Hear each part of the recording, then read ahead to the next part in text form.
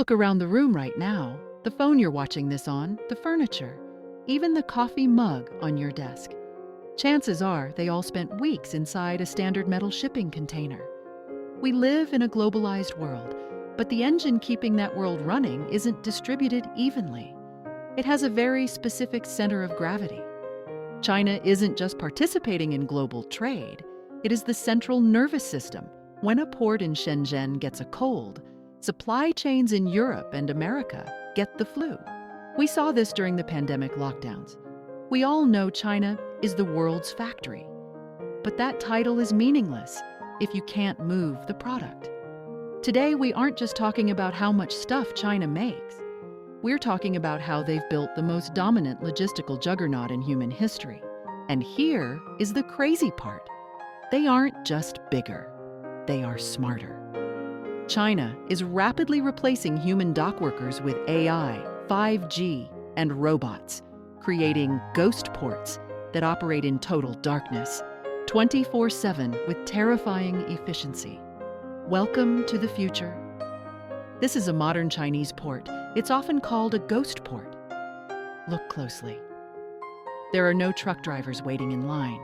There are no crane operators sitting in cabs 20 stories up.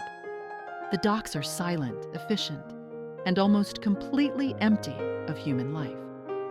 Today, we're diving into the sheer scale of China's port dominance and the high-tech revolution that changed the shipping business in a profound way.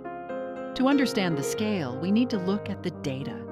In the shipping world, we measure volume in TEUs, basically a standard 20-foot shipping container. This is the list of the busiest ports on Earth.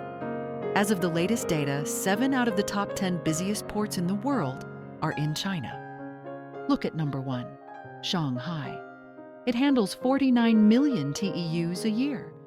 To put that in perspective, Shanghai handles more containers than the top 3 biggest U.S. ports, Los Angeles, Long Beach, and New York/New Jersey, combined. It's not just Shanghai. Ningbo-Zhoushan, Shenzhen, Qingdao, Guangzhou. These are massive industrial cities dedicated to moving boxes.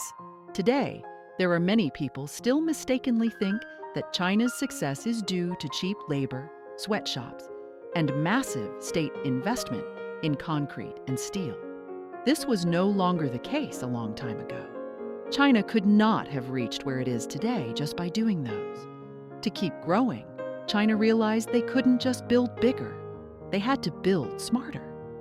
For example, when you are moving this much volume, a tiny inefficiency, a crane waiting 30 seconds for a truck, or a misplaced container, compounds into millions of dollars in losses.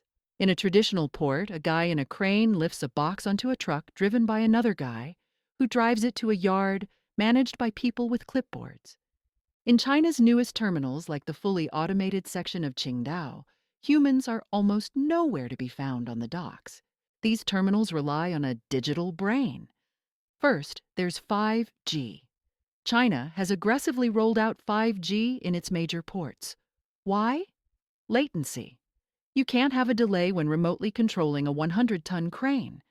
5G allows near-instant communication between machines.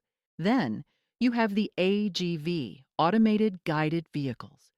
These electric sleds carry containers from the ship to the yard. They don't get tired, they don't take lunch breaks, and they don't need lights, meaning these ports often operate in near total darkness to save energy. But the real magic isn't the hardware. It's the software. It is the AI. These ports have a central AI brain. Think about the complexity here. Thousands of trucks arriving, thousands of containers leaving on ships, all needing to be stacked in the exact right order based on their destination and weight. Humans used to plan this with clipboards and radios. Now, an AI terminal operating system calculates the most efficient path for every robot, every crane, and every container in real time. It's a choreography of millions of tons of steel managed by algorithms. Imagine the world's hardest game of Tetris. You have thousands of containers arriving, needing to be stacked in the exact right order, so they can be loaded onto trucks or other ships later without having to dig them out. Humans are okay at this. AI is perfect at it. The system predicts where a container needs to be days before it even arrives. The result? The automated terminal in Qingdao reportedly increased heavy lifting efficiency by 30% and reduced labor costs by 70% compared to traditional terminals. They can turn a massive container ship around in a fraction of the time it takes a conventional port. In shipping, time is the only currency that matters.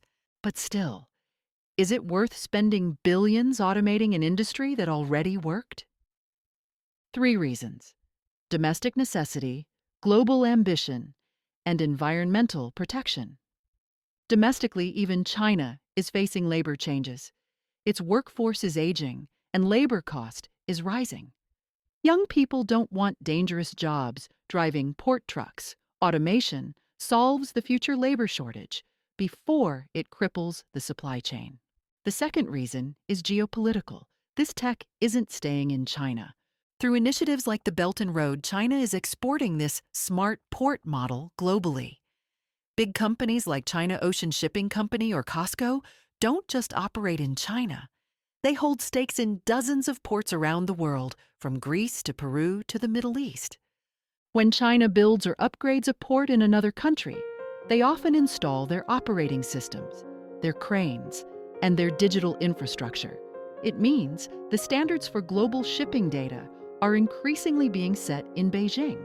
Whoever controls the data flow of global trade controls the trade itself. The third reason is environmental. These smart ports are ditching diesel. The AGVs are electric, and the cranes are powered by the grid. Qingdao, for example, is pioneering hydrogen-powered port operations.